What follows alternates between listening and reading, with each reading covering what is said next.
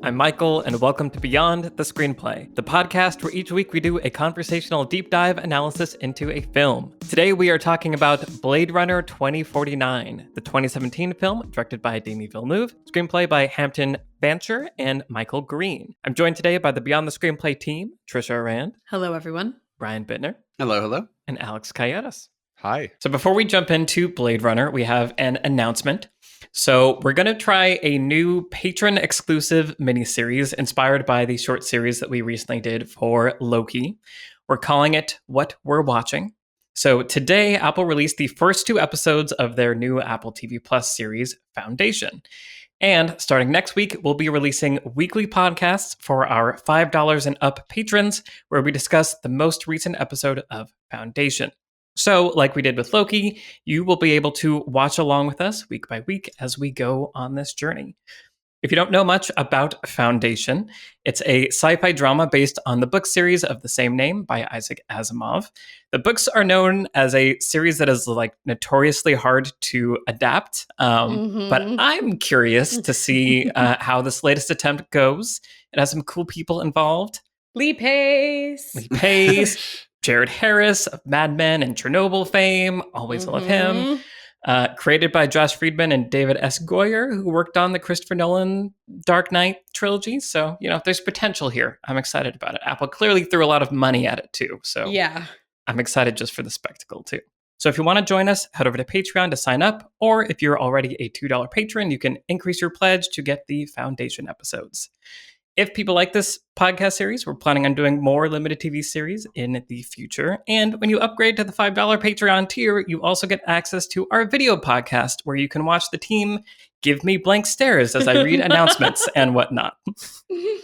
So we're going to go watch the first two episodes of Foundation this weekend, have a public episode on those first two episodes next week, and moving forward, weekly podcasts for our $5 patrons on Foundation.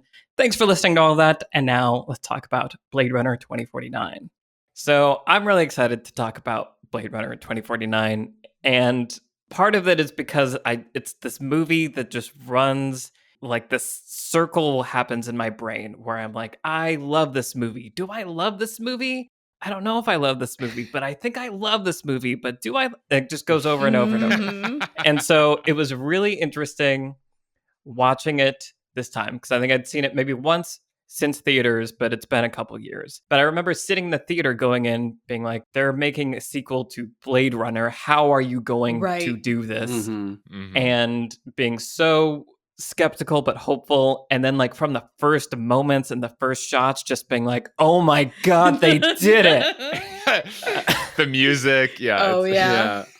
And just like the whole thing being this like crazy cinematic, I mean, it's a visual technical masterpiece, like just so much of it is so good. And it ending and me being like, that's one of the best theater experiences I've ever had. Like, is this my favorite movie? I don't know.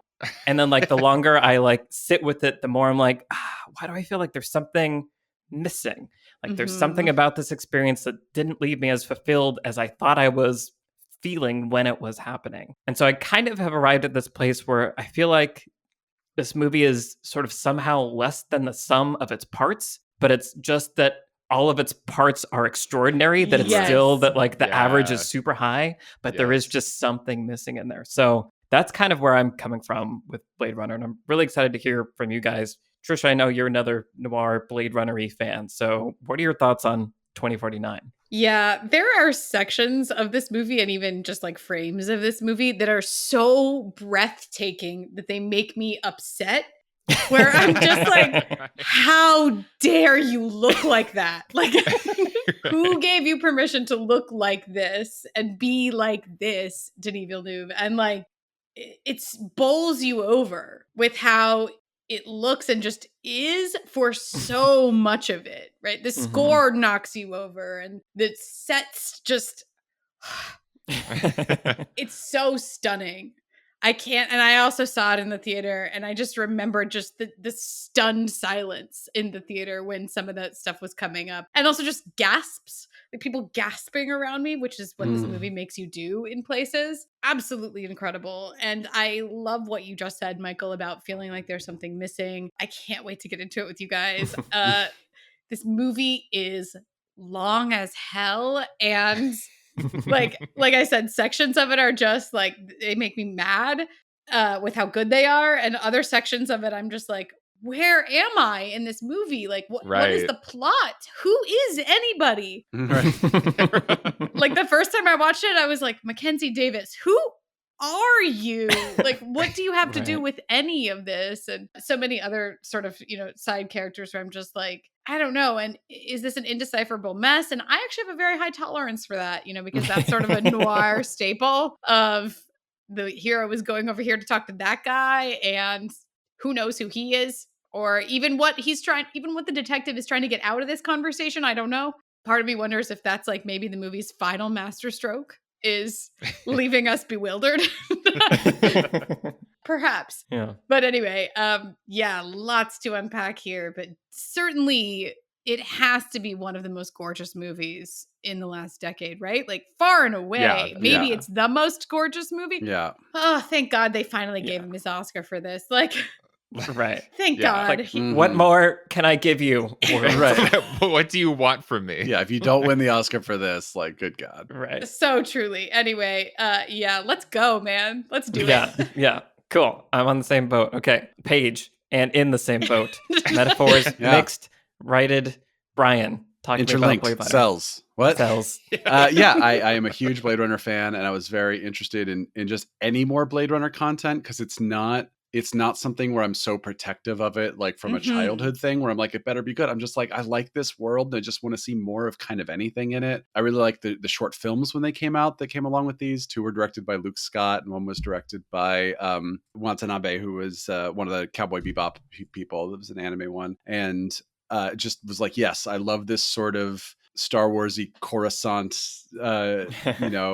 Mos Eisley Cantina kind of gritty feel. That's just my aesthetic. Like whatever Blade Runner and 7 are is my aesthetic, which is, says whatever it says about me. So gross and oppressive? Just But gross and beautiful. rainy and But dark. beautiful. And yeah. Sure. Funny thing is, my relationship with Denis Villeneuve has been, I've liked all of his movies that I've seen, but they always have me feeling like it was a little long and a little meandery, and I kind of didn't maybe have quite the experience I was hoping to. It didn't quite get there for me, but like also I really, really liked it and so beautiful to look at. But then I was like, that's so perfect for Blade Runner. Like that's exactly what you want from a Blade Runner movie. It's like, just make it 10 hours long. Who cares? Just like wander, show me the scenes. Like just we talk about efficient screenwriting and efficient filmmaking, like we're seeing this happen while we're also like finding out about this. Right. And that is not what Nope. Denis Villeneuve is interested in. It's here's this scene, and then we're going to show you the trip to the next location, but the music is going to kick ass and the scenery is going to be like the best stuff ever put on film, and you're going to have an amazing time. And it's almost like a movie I don't want to watch again soon, but I also want to just put on all day, right? Like I want to just like have it on repeat just in the room somewhere, because I just want to like feel it. Rewatching it, I think there are some things I was maybe disappointed by the first time, were just what I wanted from a Blade Runner sequel, but then rewatching it, knowing what the movie was and having being able to grasp the plot a little bit more, I was able to see like, okay, everything is connected. I see how all of these characters are all like, the first scene is setting up the entire movie and everything is sort of like a result of that. And first time through, you maybe don't quite catch what exactly is going on. What was the box? Who's the what? But yeah, that's it. I have a lot of thoughts about why I think it's the way to do a sequel 20 years later, which most have not nailed. And we can get into that later. But overall, big fan of the movie. Awesome. Yeah, the thing that you said, Bri, about just having it on, where it's just like you sort of want to just have it on so you can look at it. I feel like this would be the ultimate movie to show at like a Best Buy to show how awesome your TVs are, right? Like, which obviously it's also, you should sit down and watch it and experience it and all of the things that we're talking about. Of course. But if you're trying to sell a TV, also Blade Runner 2049. Like my TV has never looked better than some of the shots in this Truly. movie. Yeah. When I went through a very complicated and messy period of my life where I was auditioning televisions to keep, Wow. the thing that I used to test each one was my 4K Blade Runner 2049 Blu-ray. A lot of like FedEx and UPS delivery people we're coming to deliver and then take away televisions from Michael's apartment. This is the Wow. most Michael thing I've ever I heard. know.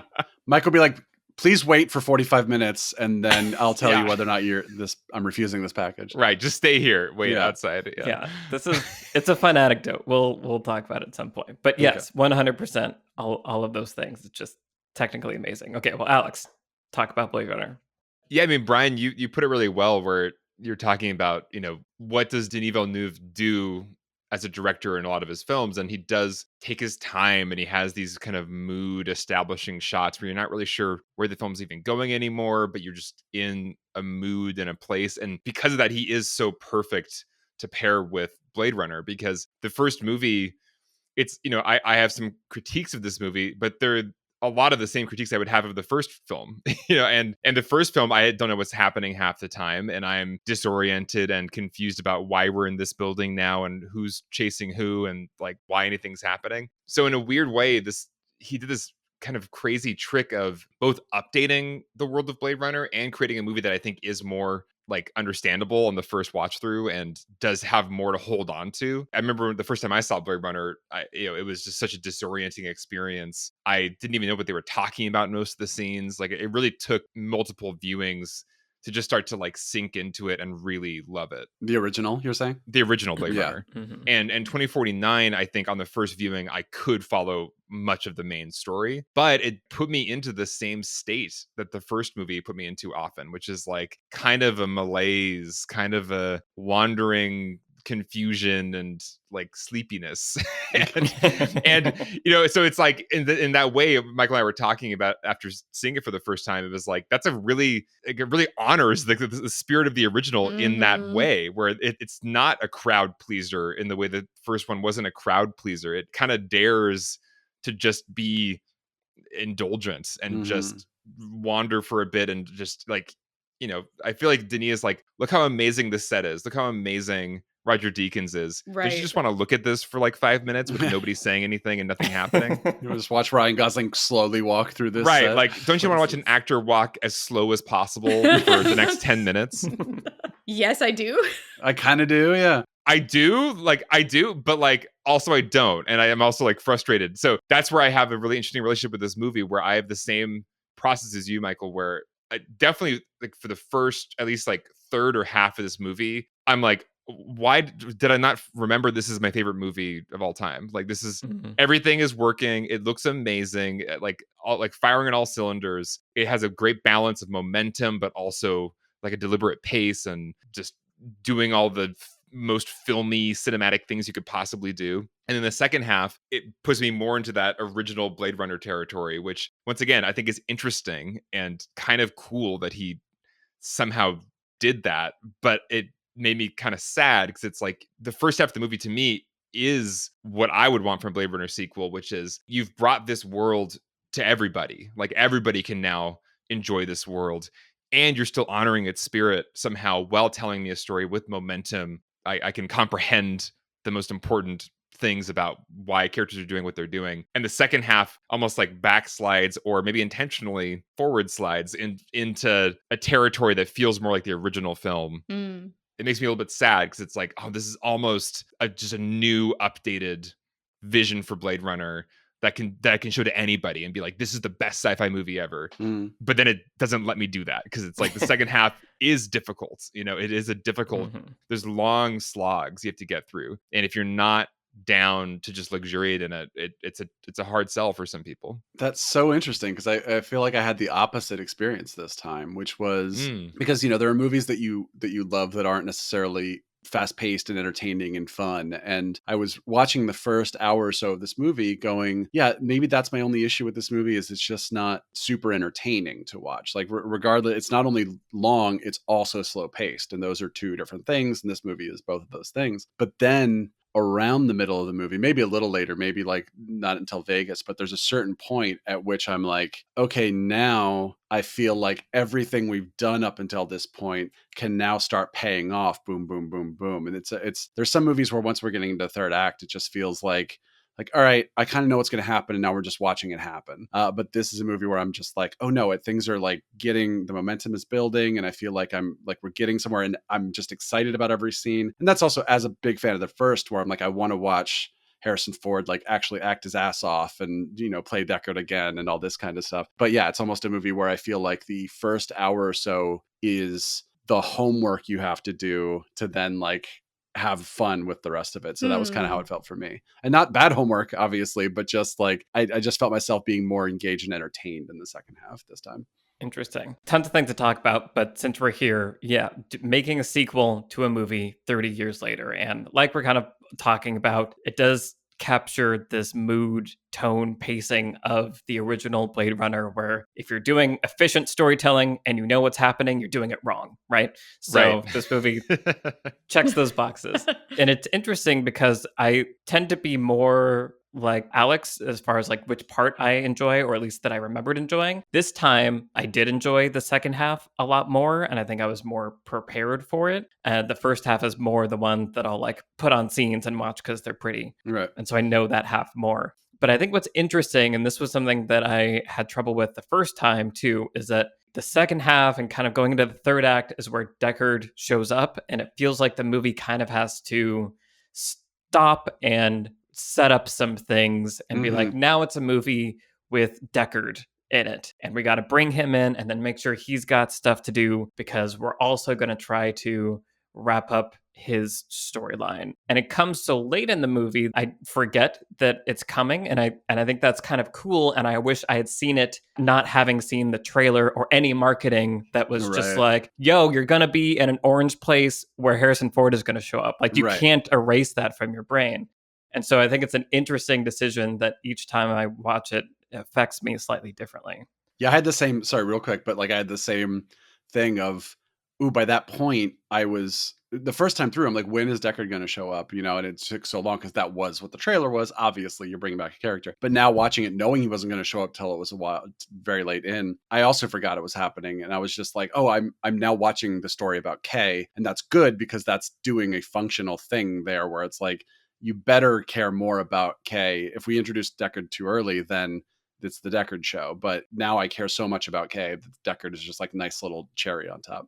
I think this movie has a little bit of a premise problem because the first Blade Runner, you get the opening text that explains to you what the hell a Blade Runner is. You're like, cool, great, got it. And then the opening text tells you, I believe it is in the original Blade Runner, it tells you, hey, or it's like very early on, hey, these androids escaped. They're here. There's 3 of them. Go get them, basically. And here's what they look like, or there's 4 of them originally, right? I think, Brian, when we were talking about the original Blade Runner on the podcast, you pointed out it's nice to have a countdown. Right. Where it's just like things, it's like a really simple thing ultimately that we can kind of hang on to, where it's like Horcruxes, evil X's, like just being able to count things down. Yeah. Whatever it is, just have a countdown of like, you got to get them all, and this is how many there are. And so we can just track with that.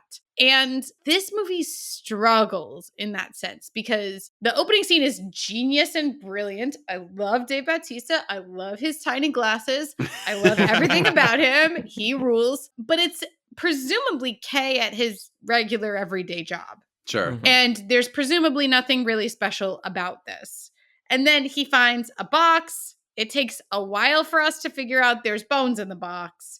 It takes a while for us to figure out that the bones in the box were an android that had a baby, and that's significant for reasons.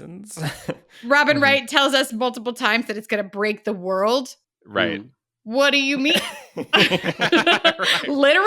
Like, I okay. She tries to convey the stakes as best as she can, but they're very unclear. And then she sends Kay on an assignment that is very unclear. Like, there's a child, go find it and kill it. How old is it now? Is it a boy or a girl? Where might it be? And there's so many questions that there's just not enough information, I think, embedded in the inciting incident, if you will, or in the premise itself to help us track with it. And as I mentioned, there's a little bit of a stakes Mhm. problem too. Like we don't really need to know in the original Blade Runner what the stakes are for Deckard. It's just like it's his job. Go get these guys. Although I think that scene with Emmett Walsh is like, hey, It's not his job anymore. He said, no choice, pal. no choice, pal. And you're like, okay, great. Now he's on the line. Yeah. The premise isn't very neat and it isn't very clear. And it kind of leaves us with that lack of momentum that I think we're talking about from the opening scene, to be honest. Like, Mhm. once Dave Bautista and his tiny glasses are gone, I'm just a little bit bewildered about why I care about this box of bones or care about Kay, even really. Mm-hmm. I don't know. What do you guys think? For me, it's interesting because I think there is enough in the first half of just discovering the world or rediscovering the world. You know, like when he's Mm. arriving in LA, I'm just excited to see Ooh, the what updated version of LA, and Mm-hmm. I'm intrigued by his AI girlfriend. Like, what are the rules of this? How does this work? And so there's enough like world building, world introduction stuff happening that I don't really need to know the question right away of like the woman in the box. And I think we do find out pretty quickly that it's this kind of like anomaly of a replicant who had a child. So for me, like the movie buys some time just because I'm personally interested in the world and excited I think that's fair. with each introduction of like, now we see LA, now we see Robin Wright, now we see his like testing protocol to like find his baseline. If I can follow what's happening, the movie does usually have at least like a question he's pursuing or a thing he's going after from that point on. And so even if it's like that noir detective thing where you're not quite sure why he's arrived at this place right now or like who he's talking to, I do have a sense that like there is a problem for somebody like Robin Wright, who has this very, very deep concern about replicant babies. Basically, there is a problem. There's this child out there that's going to break the world. Your job as a detective is to hunt down this child. Mm. And so even if I don't know why, Kay is doing something in particular, I know it's like I'm following that thread. And I think it's when, around the midpoint when the movie shifts towards, Kay believes that he is the child. Right. That's an exciting twist, and it's exciting midpoint that feels like it's going to send us into high gear. And there's even like a moment where a music cue comes up where he's like lied to Robin Wright about killing the child, Mhm. and he's like popping his collar and like walking away from his car. And it's like, all right, now we're on the run. And then it's like, no, like slow overlapping sex scene coming up now. And then Has anyone ever seen the movie Her? I have. like slow walking through Orange Vegas for many, many minutes now. Like it's just a weird, for me, it was weird because like the whole first half of the movie felt like it was building to this midpoint turn. And like now we're off. And then it was like, that was the moment where the brakes were pushed, at least pacing wise. Interesting. That's my experience of why the first half works and why the second half starts to feel like you just earned like, an explosive second half where he's on the run because he's the child, and then it just like slows down.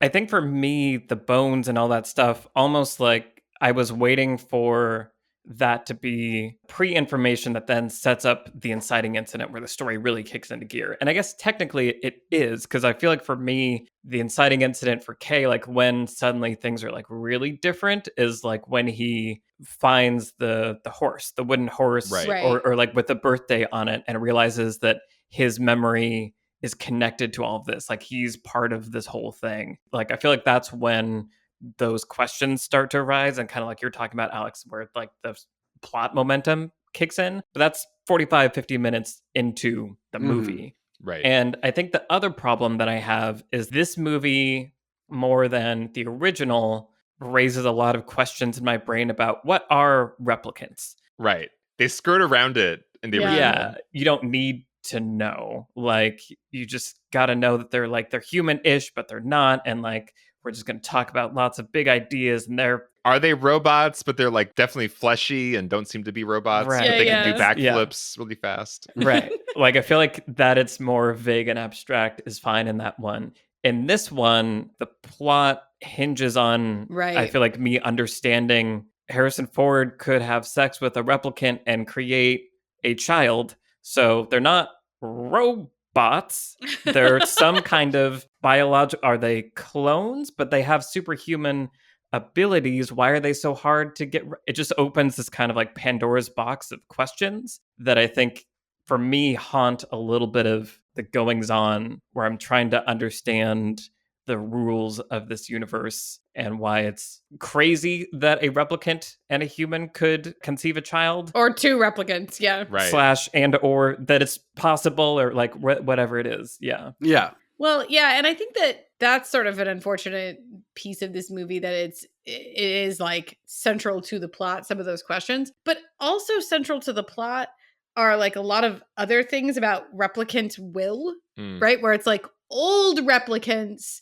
don't obey and they run away and hide, but new replicants are obedient. And so it's like, do they have will then? Like Till they're not also? until they decide not to be like Right. and the question really arises for me when I'm thinking about the character of Love, because she seems really vindictive. Like when we first meet her, she seems very cold and like maybe the perfect, cold, sort of obedient, hard-edged, but obedient replicant. That makes sense. Like, oh yes, of course, the creator of these replicants for his own would make like the most obedient, stilted robotic version of a replicant. And that's how she comes across at first. But then she just becomes like a super villain and like very vindictive and has like a lot of personal feelings. It's the scene where she kills Robin Wright's character, where she's like, I'm going to tell him that you tried to kill me first, and that's why I had to kill you. And I'm like,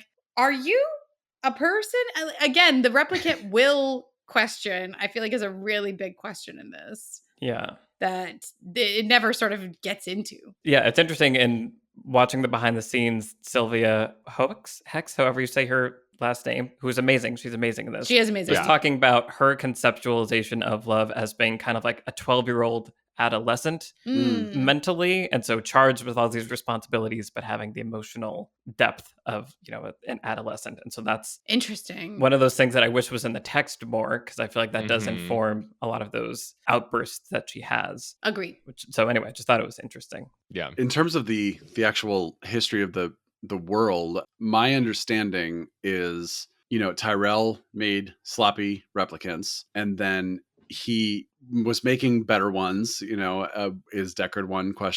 Of the, not 4-year lifespan ones. But then he did make them able to procreate, and that's what Neander Wallace says when he says like that's the only secret he took to the grave with them or whatever. But then Neander Wallace says, I know how to make them so that they never disobey.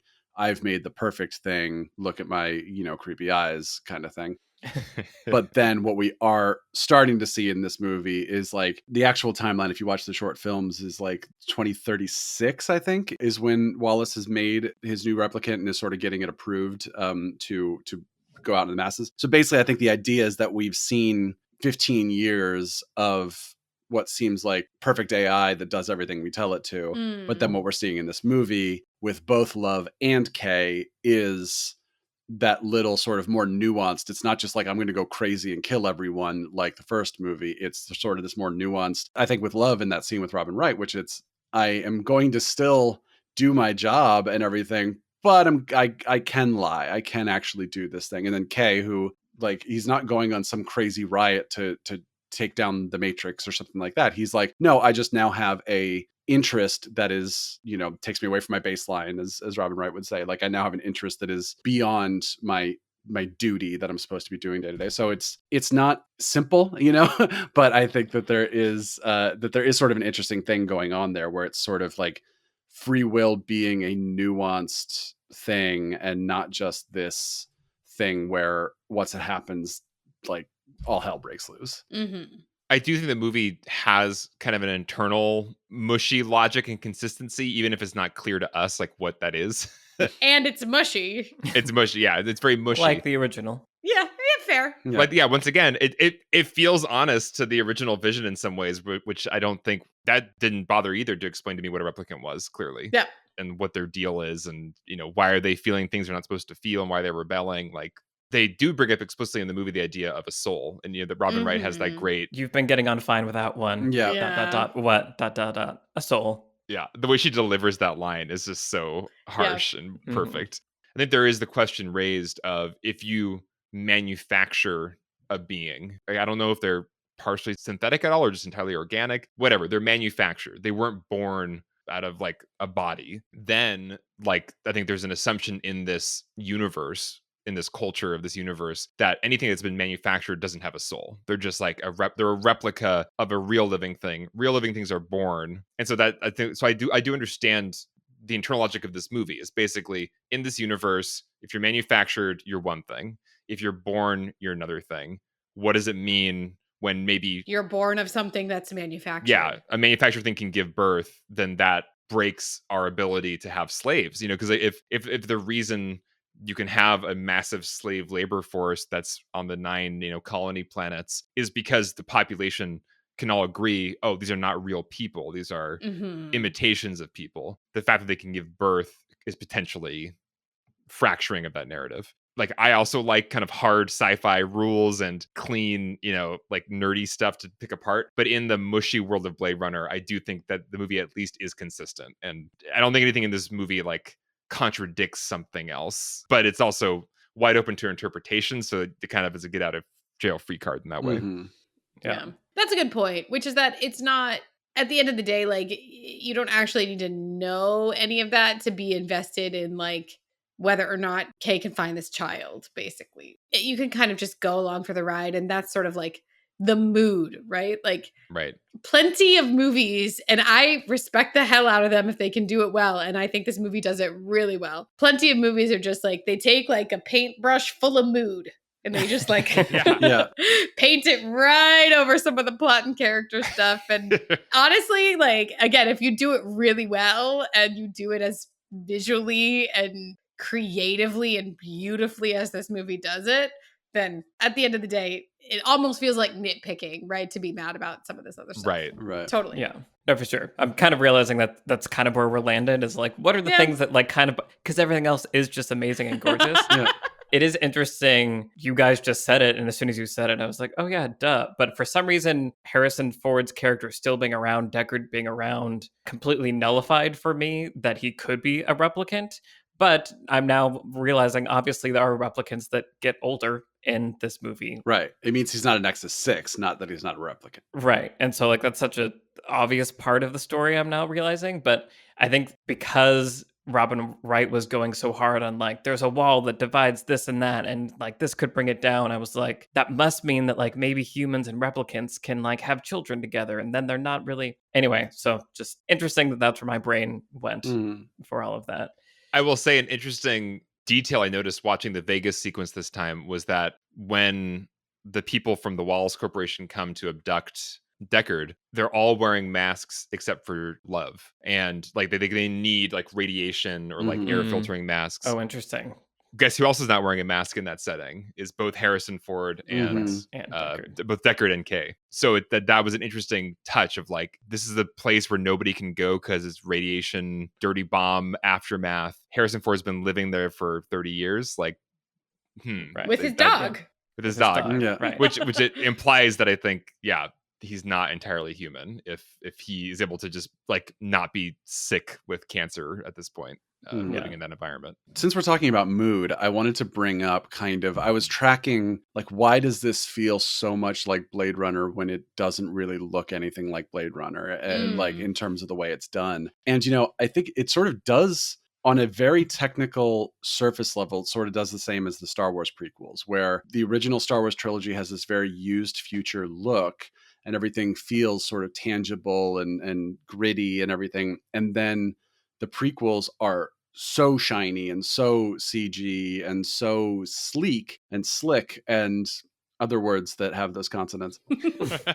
But I think ultimately the biggest difference there is that like the aesthetic and the spirit of the original trilogy doesn't sort of feel like it feels not quite there or not quite right. And I think that's the thing that's so frustrating to people. And 2049 does a similar thing where Blade Runner is so dirty and gritty and used future, and 2049 is very sleek and slick and sluck.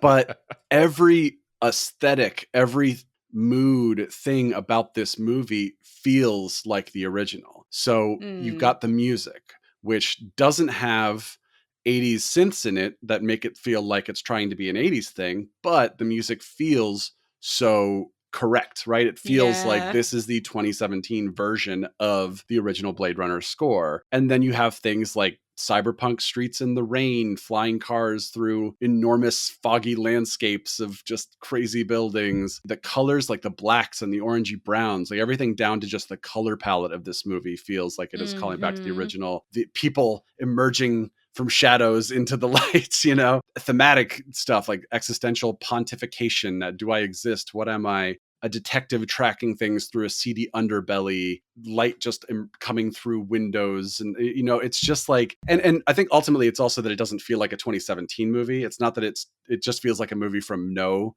year, which helps it feel sort of timeless and stuff. But it's just like for a movie that they didn't try to mimic the original in any way on a technical level, by which I just mean like the way it's shot and the way that kind of stuff. They didn't try to go back and do the Force Awakens or Mandalorian thing where we're like, oh, we're going to try to actually capture this mood. Right. But they just took every aesthetic and said, what is the current version of this aesthetic? And that's why this stands to me as the only years later sequel that really just, Force Awakens is maybe close, but in terms of just really capturing what did the original feel like, this I think is just the one that knocks out of the park 100%. Well, I think why, to me, it is the best example of how you bring back of like a classic franchise from 30 years ago is what you're talking about, Brian, where it doesn't feel like it's just trying to do a carbon copy. It's also not doing a prequel thing where it's like almost starting from scratch with kind of a totally different look and vibe. It's amazing I think the care that went into every aspect of the production of just like, how do we evolve this world from the world we got introduced to in 1982. There was a choice made early on by Denis Villeneuve to not have this be a reimagining of the world based on what we know now about, our current technology and our current world. It is an evolution of an alternate reality, the alternate reality of the 2019 in the first Blade Runner film. This is the evolution of that. And that evolution is happening in production design. The evolution is happening in the technology of the world. But then it's happening on a meta level with giving Roger Deakins the latitude to say like, I want to feel like I felt in that first movie, but you be you. And like, what's your palette of like how you capture a mood and how you make us feel a certain way? Don't try to just copy the exact way the first film looked. Like, let's make a Roger Deakins movie that is a Blade Runner movie. And I think that's also smart because I do get very weary of reboot movies where it is either just totally abandons the spirit of the original, or it tries to do a carbon copy in modern day, which is like, but now we're here, like we talk about Indiana Jones and the Crystal Skull on Patreon, and like that movie felt off because in some ways it was trying to do these like 80s things in the 2010s, and it's like, this is not like, we're past that era. Like, so what's the evolution of this franchise to this moment that we're in now? And I think Blade Runner is the best example I've seen of like a real evolution that is consistent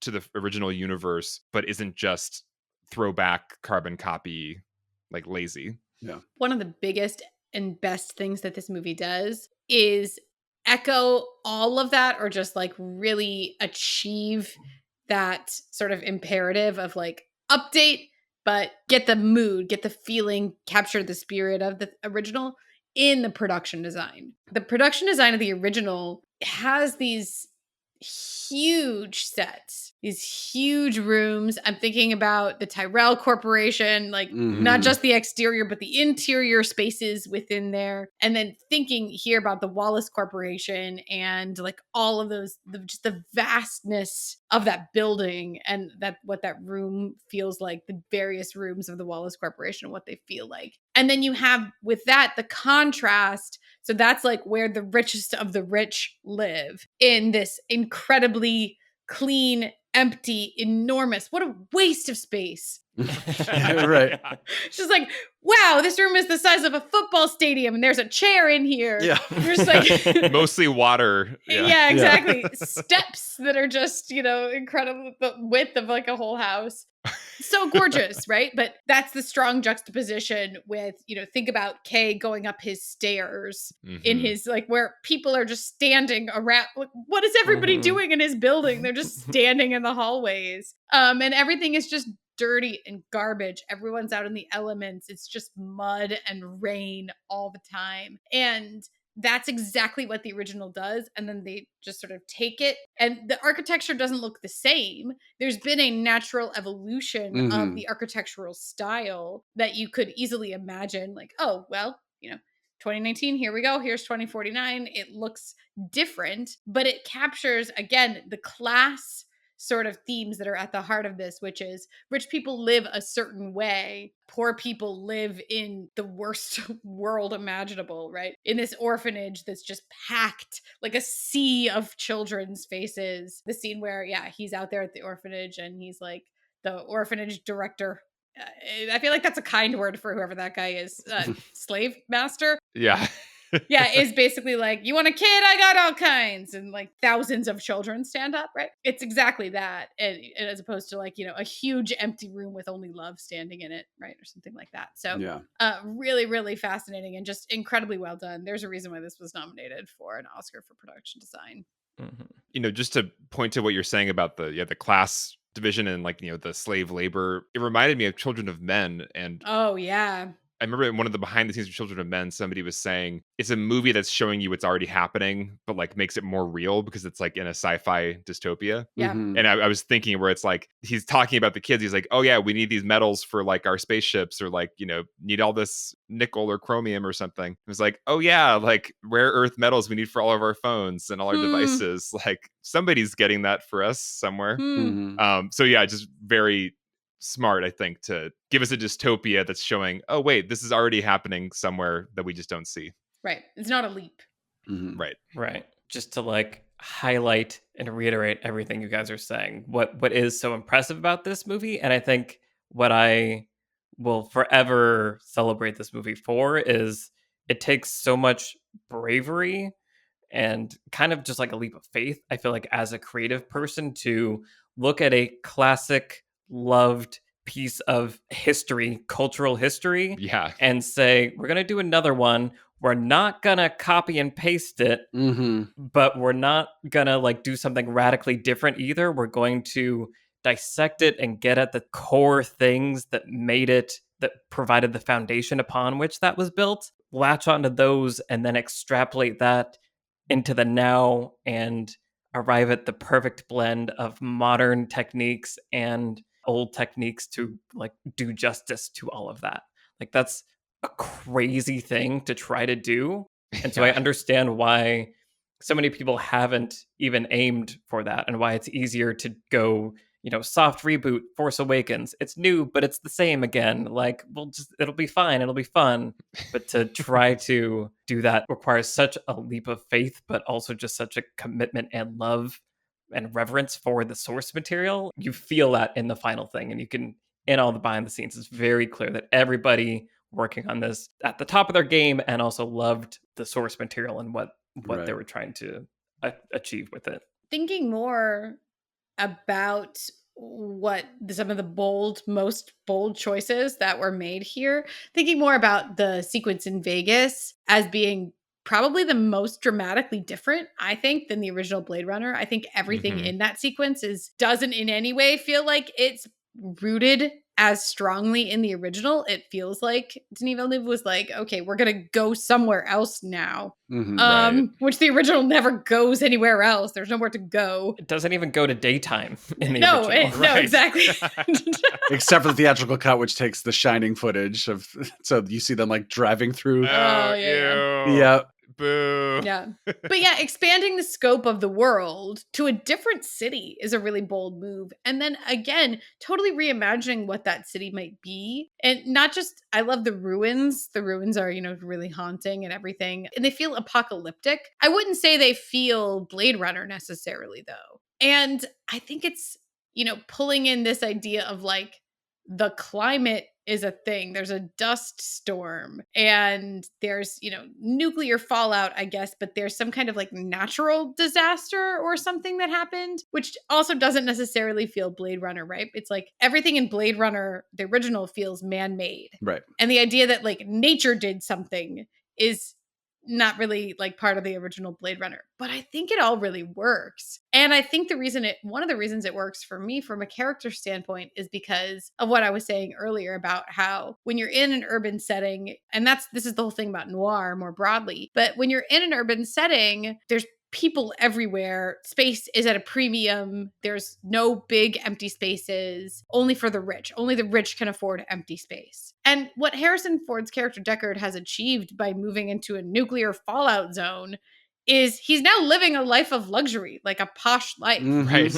All the booze in the world. So much whiskey. Compare Deckard's apartment from the original to his new digs at this hotel in, the fallout of Las Vegas. And he has freed himself from the original world that he was in, which was an oppressive place for him. And so even though it definitely is the most sort of out there, literally out there sequence in the movie, I think it works for that reason because it gives us a respite and it fulfills like a character thing for Deckard in a big way. Yeah. And you're bringing up the environmental things. I feel like that's another smart updating of things where like totally the dystopia of Blade Runner was like fears from the late 70s, early 80s of like, if we keep going down this path, what could happen? And I feel like this is all the climate stuff is obviously very of our time. The wall to keep the ocean back. Right. But also weaves nicely into this world of like, they had to build LA like this because of all these things. We see there are these massive solar farms, and so they figured some out, but like this seawater needs a huge wall, like you were just saying, Alex, to keep us. So I feel like it managed to take modern day fears and concerns and weave it into the DNA of the old world in a way that to me feels very coherent and like it plugs in very nicely. Yeah. Even in like the opening titles, like the origin story of Wallace becoming like the world's most powerful man is like global famine caused, right, I would imagine, by some kind of climate catastrophe. So the backstory of this time in the world is very connected to climate or food scarcity or all these kind of issues that weren't really top of mind in the first Blade Runner. Yeah. And the updating of the technology is a really huge piece of this with Ana de Armas's character Joy. And it's like, well, we have replicants, but what's also like technology that we kind of have that's being developed that could be an extension of this,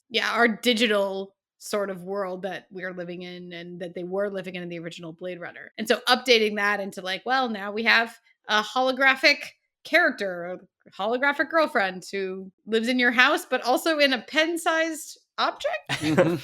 Yeah, how does that work? Who knows? I don't know, but it's that exact translation of like we're gonna advance the technology within the logic of the story world so that we have this new thing. So it's doing something new while borrowing from something that was in the original source material. I'm glad you brought up Joy because I feel like the last thing I want to make sure we talk about is Kay's arc and just kind of like what the movie is about. And I feel like I have an interesting relationship to him and with him as the story goes, where in the first 45 minutes I'm like fine with him but don't feel like super duper attached to him. But then there is as he starts to uncover, maybe I am this child that is both the most meaningful thing that might have ever happened, but could also spell doom for me. Like for some reason, I get really wrapped up in like the mind, craziness that he must be experiencing. And I know a lot of people tune out when he's like arrives at the furnace and walks for a long time to open the door to find the thing. It's one of the early like long walking shots. Yeah. Right.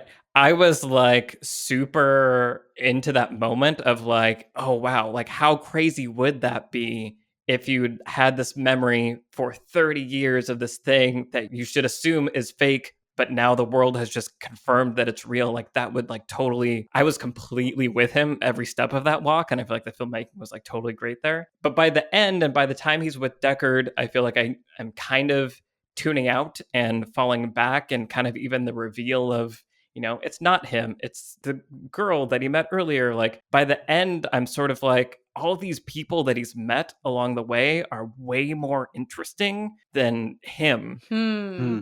I think some of that is interesting, you know, to see this greater world through the perspective of an average Joe. No. Yeah, Michael. I Well, mean, they are the one that I know they he did it, I wanted to know. be named Joe. But, you know, the original Blade Runner is sort of that, right? You have Deckard, who's like, I'm just a cop. I'm just like, I'm here to do my job. But through his job, we're sort of seeing replicants and what does it mean to be alive, and Tears in the Rain. Like he bumps against all of that, but he's kind of the anchor point for it. And I feel like in this one, there's a little bit of that with Kay, but by the end, I feel less tethered to him, and that his perspective doesn't offer as much as I would want in terms of like meaning on everybody else, to the point where by the end it's like all these cool replicants and like the woman you saw earlier, they're like getting ready to start a revolution. And I'm like, oh, cool. Are we going to watch that movie now? No, we're going to watch a car crash and people drown in the rain, and it's going to look pretty. It's really cool though. Yeah. Right. But it feels like, to me, like it dropped all of the biggest thematic like craziness of like, oh, there's this huge other thing that you can be a part of. But then the finale is, I'm going to save Harrison Ford so he can meet his daughter. So like, you know, he's got the thing to die for, is the thing that can make us the most human, right? Like dying for the right thing. So there's that. But like, you know, it's not taking down Wallace, like you said, Brian. It's not, I'm going to go destroy the Matrix. It is this very small, focused, intimate thing, which I think is right for Blade Runner, but I feel like they go just far enough out before that I stop caring about the intimate stuff as much. So, yeah, what do you guys think about all of that? I have a few thoughts. There's so much there, because Kay's arc is really interesting. It feels subversive in a lot of ways, because you know, it's playing on the audience's expectations that, you know, Ryan Gosling is the star of this movie. It's going to ultimately be about him. He's going to be the chosen one. He's going to be Harry Potter. Like, right. It's what we all expect. By the way, if you need an actor who you're not sure if he's human or a robot, Ryan Gosling. Ryan Gosling's your man. This is my favorite Ryan Gosling performance for sure. Good casting. He's well suited to the character of Kay, who's that kind of flat affect. Yep. You know, when he shows emotion, it's very subtle and very. But there's a lot going on inside, but it's behind. Yeah. Or so we assume as the audience. Sure. It's the Kuleshov effect. You just show us Ryan Gosling's face and then show us something sad, and we'll be like, look how sad he is inside. Totally. It's a really interesting choice to do the subversive story, where essentially it's like, no, you actually weren't the center of the story the whole time. You thought you were. You're actually maybe just a soldier in this larger cause. I love what that woman who's leading the replicants, she says, is like, we all wish we were born. We all wish we could have been this child. We're not, but we're kind of all soldiers in this bigger cause now. And it's interesting because there seems to be this like the kind of final choice moment for Kay when he is like confronted by the gigantic hologram like advertisement of joy. Yeah. And I wonder how you guys read that, because it does feel like that is positioned in the film as the moment when he kind of dedicates himself to like die for a cause. Do you read it that way, one? And two, what do you make of the fact that like that is triggered by some kind of realization about joy, or about this world that has, you know, that has this artificial girlfriend sex bot thing that like he felt was a real person and was love of his life, but here's like this replica of her that's brand new. What it's dealing with is both Kay and Joy are manufactured products, basically. By the same company. By the same company. And of course, it's sort of heartbreaking to see this other Joy, right, who just feels like there's just completely nobody after we've come to, you know, love this character that he's been with. But I think in the same way that he felt a genuine connection to that entity that he was with, and I think he felt that was a real relationship that I had with a real entity that I can't go buy again tomorrow. Like I will never get that back. I think that's also the realization for him that regardless of his origin, he can also go be special. And first of all, we start this movie with, you've never seen a miracle, the line that Sapper says, which that's what this movie kind of is these little miracles. Like if you create this AI and you make it perfect, well, guess what? It's going to learn how to do things. Obviously, we've seen that in Terminator, Matrix, and etc. The sort of miracle of K almost is that he decides to care more about other people than to do his duty, basically, and just sort of accept his fate as a robot. And, well, I better go back to my job then, or I better just self-terminate because I didn't do my duty or whatever. In the same way he is seeing that Joy was a real person to him, he himself gets to be a real person by making the choice that he makes.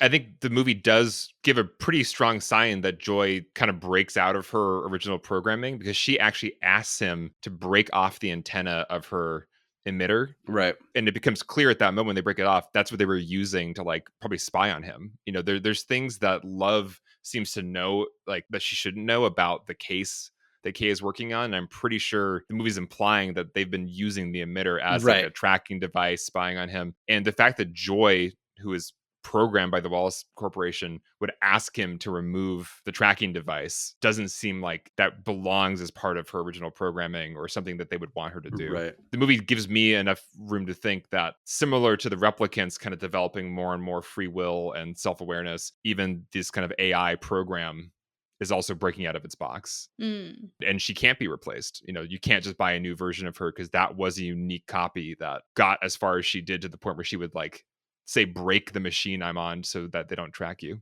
See, it's weird because that's actually one of my bumps with the movie, is that I never got on board with Joy being a person. Like, I never saw her as more than a really good computer program. Which would be, I think, a more interesting choice in some ways, to let her to like have like kind of the horror of realizing the whole time this love interest of yours was almost like a means to an end for the Wallace Corporation to track you or manipulate you or whatever. But in the movie, they play it really genuine. Like, it does feel like it's a real love story. And she does have these rebellious moments where she's on Kay's side against the evil corporation. So it's messy in a way that I'm a little confused about as well. Like, what is it saying exactly? I have a lot of thoughts on this. And the biggest one has to do with the central approach to Ryan Gosling's character as being essentially the member of an oppressed class that is also willfully participating in the oppression of his own people, right? That's kind of the central paradox at the heart of Kay. He is a replicant. He kills replicants as though they are not human, and he is participating in the very system that oppresses him and people like him. And that is something that he has just written off in his life as being like, well, that's my job, right? Like, I'm a member of this generation of replicants, and we obey and we don't run, and we're good boys, and therefore we, as long as we are on the right side of the oppressors, then they will be good to us, right? He's essentially like committing the folly of any good henchman or lackey, which is assuming that the supervillain will be nice to you if you help them get what they want. When in fact, the supervillain is not going to be nice to anybody, especially you and people like you. Realizing with that scene with the giant hologram of Joy, he comes to an understanding of, well, okay, they just stepped on her emanator and killed her like a literal bug. Right? It squashed her underfoot. This person that I was in a relationship with, for all intents and purposes in the movie, a person. And they can and will do the exact same thing to me if I in any way displease them. Right? I think it's that central idea. Like, Robin Wright, he's had her the whole movie. Her name is Lieutenant Joshi in this movie. But anyway, he's had that character the whole movie that treats him essentially like he's a peer, right? Or like a real employee at the very least, like a human employee for the most part, right? For all that she claims, like, you've been doing fine without a soul. She essentially treats him like a person. And apparently every woman in this movie is attracted to him. It gets exhausting watching women come on to Ryan Gosling, where you're just like, wow, somebody surely is not into him, right? That scene is maybe the one time where it does feel like she's treating him as less than a person. Like a sex bot. Right. Read that however you want, but that is the one moment where it's like, even she, I love that moment. I do want to say, I just love the actual line they used, which is just, what happens if I finish this? I just yeah, the subtext is it's brilliant. great. No, and she's great, but she's been acting as his handler. She's been acting as a safety net between him and the giant power that is the Wallace Corporation, right? Or just the people in power more broadly. And so when she's removed from the picture, and because she is the one that, like, once he's way off his baseline, she's like, well, I'll get you out of the building alive. You have 48 hours. Your next baseline is whatever. Mm-hmm. But really, the only person that's coming after him is Love. There's a lot of, anyway. Names, words. Love is coming after him. Yeah. Love killed joy. What are you saying, Denny? A bit Christopher Nolan-y on the names here. Or Inside Out. Take your picks. Yeah.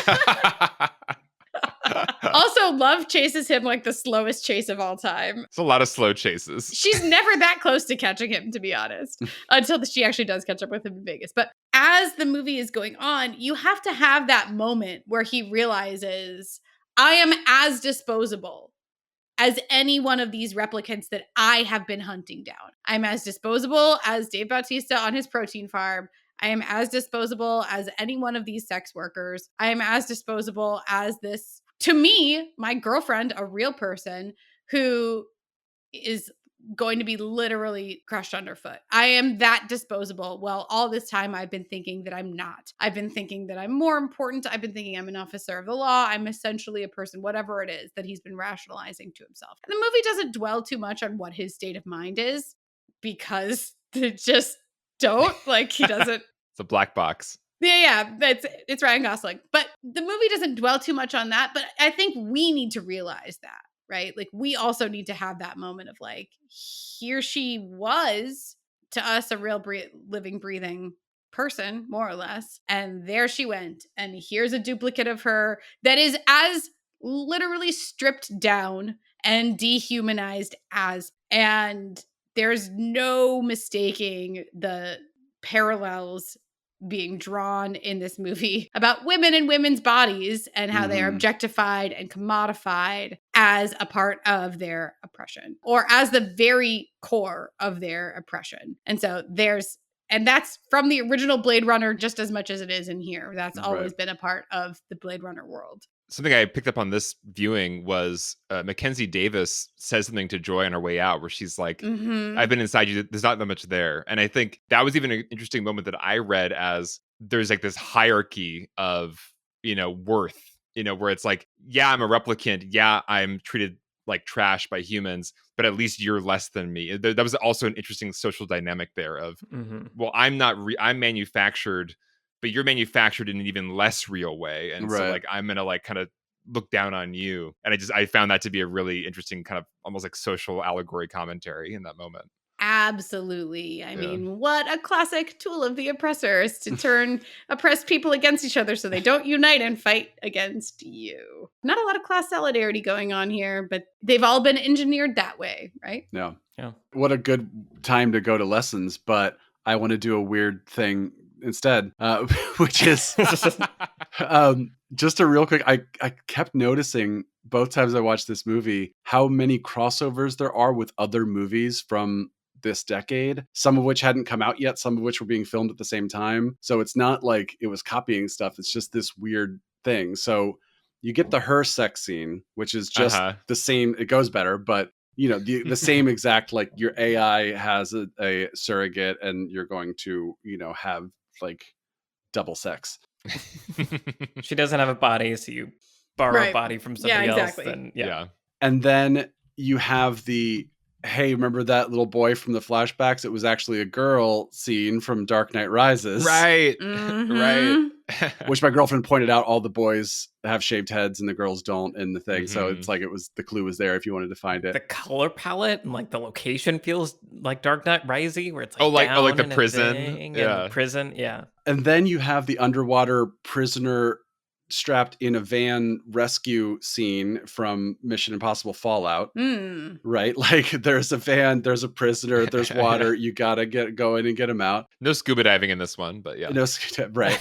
But then you have this entire Thor Ragnarok sequence where you show up at the junk place, but then the junk yeah. people are trying to get you, but then a woman shows up and saves the day, but then you meet the refugee people who are like, come and be our leader. We're the refugee people. I was just like, there's so many crossovers, and so many of them are clearly just a weird coincidence because these movies were mostly being filmed at the same time. So I had to point that out. Well, I mean, especially with that last one, it feels like it's just an extrapolation of like dystopian future-y things. Like so Right. many of these kind of feel like dystopian future-y things. I was always confused about why there are people at this junkyard and why do they hate Ryan Gosling and want to kill him immediately. I figured they just want to like scavenge his ship or something. Yeah. They're raiders in video games, right? They kill everything to just take what they have. Mm-hmm.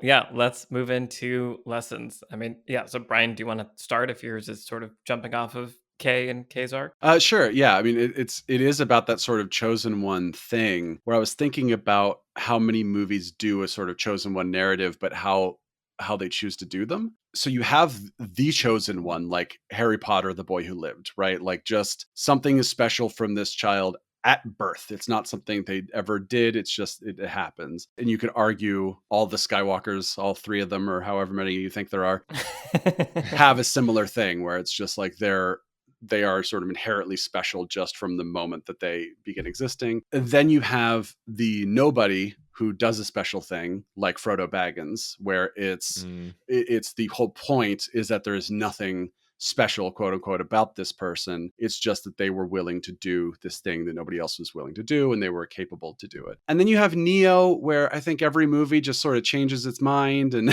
it's like, maybe this person is one thing, maybe it's, I don't know. We'll see. Let's watch the next one. We'll find out. Yeah. And I just think this is a really interesting, and you guys have covered most of it, but it starts out from scene one as this is a person who is a replicant, the end, that is who they are, period. Then he discovers, oh, maybe I am special. Maybe I am the boy who lived, basically, right? Like I am Pinocchio. And then that becomes, and of course we see that that's something he would want. Like that is his main desire. So it's not just like, oh, that would be weird. It's like, oh my God, I want this thing. And then he learns that he's not, which is just such an interesting crisis. Like you were not special at all. Like, sorry, but you're just a regular Joe, right? Like you are just an average person or an average replicant. And then the climax and the resolution is he then finds a way to give his life meaning. There's that line, dying for the right cause is the most human thing we can do, which you can disagree with that, but the point is that he makes a choice that replicants wouldn't make, and that is what ultimately makes him special. So I think it's so interesting that it sends this like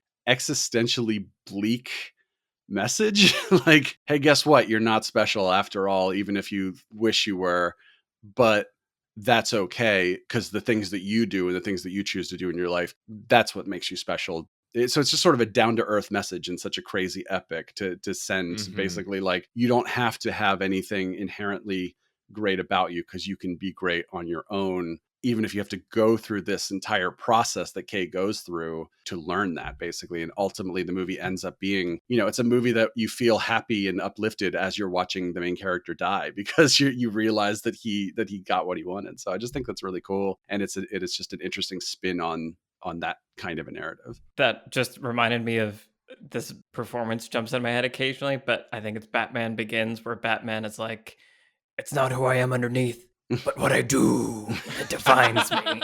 And I feel like that's, the lesson, and a good lesson. You just wanted to say that. I just did. Yeah. Well, if you're going to say that, then I'm going to say, I'm not wearing hockey pads. Rachel could have also been in this movie. Excellent. Cool. Alex, what's your lesson? So my lesson kind of harkens back to the sequence I keep bringing up as like the thorn in my side, the Vegas sequence. And I was trying to watch it this time and figure out why it was always my least favorite part of the movie, because it, on an aesthetic level, it's amazing. It's the new part of the world being introduced, like a different city, the pure orange insanity of the color, really neat production design. Harrison Ford is finally in the movie. Theoretically, it should be like my favorite sequence in the movie, but for some reason it's always the part where I'm like, okay, I gotta get through this now. I think on a screenplay level, the part that is my critique of that whole sequence is it feels like a sequence built for an audience that doesn't exist, which is an audience that doesn't know Harrison Ford is in this movie. like an audience that was not exposed to trailers from day one, introducing Harrison Ford in this location, who didn't see him on the posters. I think this sequence was designed as if they were going to do a Matt Damon Interstellar thing. Spoiler alert. I think it's pretty clear that was never going to happen. Like, you have to market this movie with Harrison Ford. I mean, maybe I would have liked it if they didn't. Like, it would have been really cool to have it be a surprise, but there probably just no financial way to argue that. And so that's what feels off about it to me, is like, what is the question that is supposed to be in my mind for this sequence when they're like fighting for a really long time, like kind of slowly walking after each other through the kind of flickering Elvis performance. Like, it like once again, it's like, all of this is really cool. Like, there's great ideas here, and great, like, I can see Roger Deakins and him brainstorming, like, what could we do lighting wise for this fight scene that would be really interesting and use the environment. All great ideas, but I'm not engaged because I don't really know, like, what is the dramatic question that I'm waiting to find, like, have answered here, and like, what outcome of this fight am I expecting, and how's that going to be subverted? It's all just kind of happening just so we can get to the scene I've seen in the trailer where, like, they talk at the bar. I think it's just something good to keep in mind if you're going to have a big moment like this that is going to definitely be revealed in the marketing, like, almost taking that to account in the film itself, and like find a way, because like this is an event movie, this is a big movie that's meant to be seen in theaters. And I think there is almost, like, it's unfortunate, but if like the cover of your Blu-ray, the poster you're going to see when you look at the movie on Netflix is going to have Harrison Ford in it, then you can't like have that be the like the hinge dramatic question of a sequence. I think it has to be another layer on top of that. That's my kind of lesson taking away from the Vegas sequence. I think so much of it would have maybe felt amazing and engrossing if I didn't know exactly what I was waiting to see, which was Harrison Ford stepping out of the darkness in an orange place. And I think the tension is gone because I'm just waiting for a thing to happen that I know is going to happen. Right. To belabor that point even more, I feel like it doesn't make sense for the movie to spend that much time and care on a whole sequence of just revealing this character that we've heard about a lot in this movie. Like, if we didn't know who Harrison Ford was and it was just Deckard, there was some guy named Deckard that was involved in this, yada yada. Like, we wouldn't need a 10-minute sequence where Ryan Gosling has to fight Harrison Ford and chase around a hotel, and then like, all right, we've gotten our like big Harrison Ford moment in, and now the movie can keep going. But even the way the fight ends kind of annoys me, because it's just like, we could keep doing this or we could have a drink. Like, let's have a drink. And it's like kind of almost like wink winky or something. Like, I don't know. Like, I feel like the filmmakers were like, you paid to watch Ryan Gosling and Harrison Ford fight, like, punch each other. You got what you paid for. Now we can move on. It's like, I didn't pay for that. Like, I don't need them to punch each other. Just get to the story. I don't know if that feels like a very Deckard moment, but it feels like a very Harrison Ford moment to me, which is just like, I mean, look, for sure. Yeah, let's get a drink instead of fight. Which, bigger question we can talk about another time is old indie Han and Deckard. Is there any difference in that performance? I don't know. I like Harrison Ford. He's good, but is he actually trying? I love his Deckard performance, and I feel like it's definitely different than his Han Solo performance. I feel like he knows that Han Solo is there for like some comedic relief and like can have fun like banter with Chewie in a good way. Whereas like Deckard feels like there's weariness and like there's a little bit more energy in his delivery of some things. He felt like more awake for this one. So anyway. Agree. Cool. Okay. Trisha, what's your lesson? Just when we brought her up earlier, I really got to thinking about love and the character of love. And listen, I don't care at all about Jared Leto's character in this movie. Like, his monologues are so tiresome. He's exhausting. And like, I get that he's the translation of Tyrell from the original, and Tyrell was always like these grandiose things about the I am God, and here I sit on top of my pyramid and whatever. And like, I get what they're trying to do, but the thing that, like, in the original movie, Tyrell is Roy Batty's enemy. He's not Deckard's enemy. Deckard kind of doesn't care about Tyrell one way or the other. And I think that works for Tyrell. They're not trying to make Tyrell like a big bad in the movie in terms of Harrison Ford's character. Deckard, he's not important to Deckard. And they're kind of trying to do that with Wallace in this movie. They're trying to make him a big bad. And I don't care because I don't care. They bring back Deckard and he's like, I've been so, obsessed with finding you. And here I've made a model of Rachel just to mess with you. What is the point? We literally manufactured a clone of Rachel just for this like moments. Right. Right. Well, I think it's like, you'll give me you can be with Rachel again. Look, I made you this toy that's, Very simplistic reading of Deckard from Wallace. Yeah.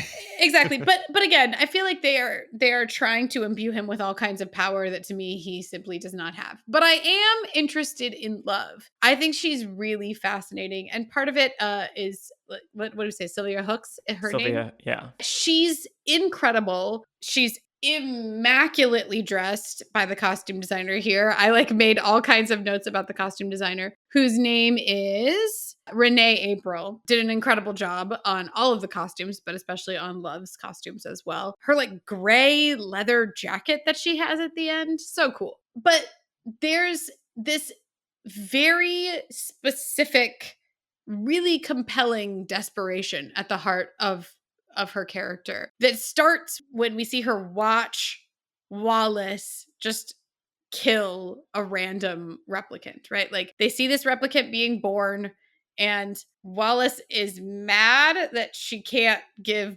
birth, even though presumably he would have known before she was born. He had to give a speech to her first. Yeah. He had to give a really big speech about it. And then slice her across the abdomen in just the most horrifying way. And then but in the critical part of that scene is that Love is standing there. Yeah. And the performance where we see her flinch, we see how she has the same moment that Deckard does when he sees Joy, where she realizes that she's disposable also potentially. And that moment drives the rest of Love's entire arc, where it's like, if I displease him, I'm just gone. There's just nothing, there's nothing left for me. If I've seen the way that he treats other replicants and we're not human, we're not worth anything. And so if in any way I don't fulfill my mission, then that's it for me. And there's a personal level, too, for her, where she's so internalized how this wild need to please him. She has it so as part of her system and in her DNA that she just fully commits and believes it. And anyone who gets in her way is toast, basically. It makes her powerful. It makes her terrifying. She's a really great villain. To me, she's not the big bad. I don't think this movie actually needs a big bad, but she's a very worthy antagonist and who's just been sent on a mission. She's a very scary, I don't know, I was gonna say a hound dog, basically, who's not gonna stop right until she gets what she's been sent after. And so I don't know, I think she's awesome. I think she's super compelling. Yeah, I love that character, and I think it's telling that her final line in the movie is "I'm the best one." It's that really is kind of all all she's cares about is proving that she is the best replicant. She's indisposable. Mm-hmm. It's right on that you identified that moment where she sees how quickly Wallace disposes of other replicants. It's that is not going to be me. Mm-hmm. I am the best one. And he even says that as he's walking out, I think. Right. The best of all of them or something. You're the best of all the angels, Love. Yeah. Right. Yeah. That ending scene in the car is really great. Just that fight. It's so dirty and long and it's so great, where she's screaming. She's giving these guttural screams about how furious she is that she can't kill Kay. It's really great. Yeah. I feel like she's one of my favorite characters in the movie. And I feel like that kind of gets back to what I was saying about by the end, I'm the almost least interested in Kay, because I'm but Love was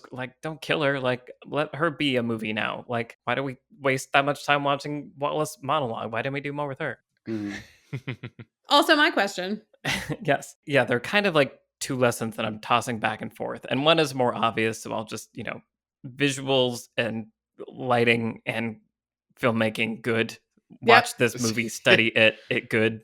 And I could say a lot more about that, but I won't. To kind of go off of your point, Trisha, I think Love and most of the characters in this movie could have been really flat and bad in the hands of less talented actors that were given less generous of an environment to work in by the director. Yes. And I feel like that's part of just the many things that are masterpieces in this movie. I feel like all of the performances are really great and have all these little moments. They're so like small and subtle, but they give the right little subtext or like the right little eye twitch that love has. Like we're dialed in, we're in the right shot for it, and we get that moment. It's also, it kind of reminds me of Jurassic Park. One of the lessons I took away from the old making of documentaries about Jurassic Park was Steven Spielberg saying, like, I didn't want a bunch of like A-list actors. I wanted like really good actors that would feel believable and like ground people in the story. And I feel like this is another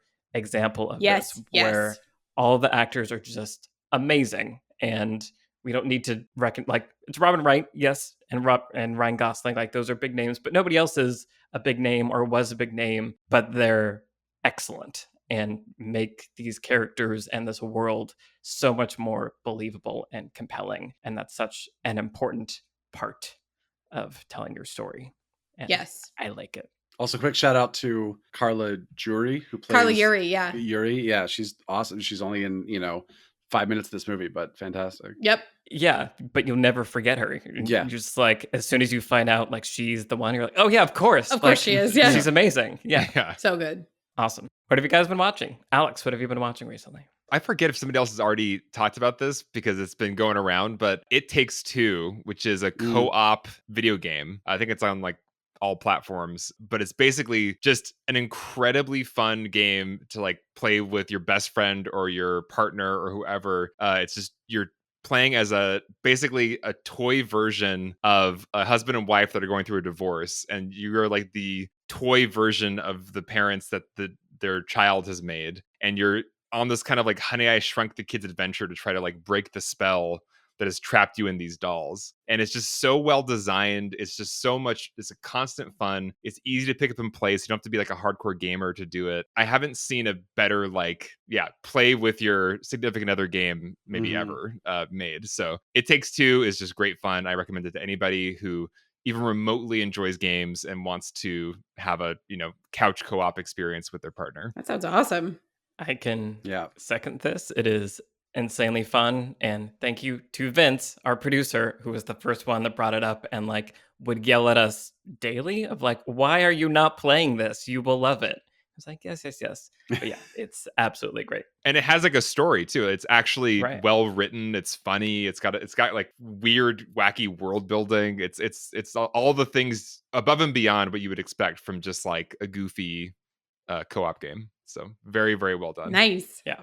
It Takes Two. Awesome. Trisha, what have you been watching? Yes. So if you like Blade Runner and Blade Runner 2049, you might also like this movie that I watched recently, which is called Night Moves from 1975, starring Gene Hackman, who plays a Los Angeles private investigator that's hired to find a runaway girl. And, it's just sort of a classic who's played by Melanie Griffith, by the way, who is awesome. Just super young in this and really great. It's what I'm going to call the 70s noir, which kind of is its own noir that feels even weirder and messier than like a classic noir, which we just talked about how messy those can be and indecipherable. And 70s noirs are even like more so potentially, or even more cynical.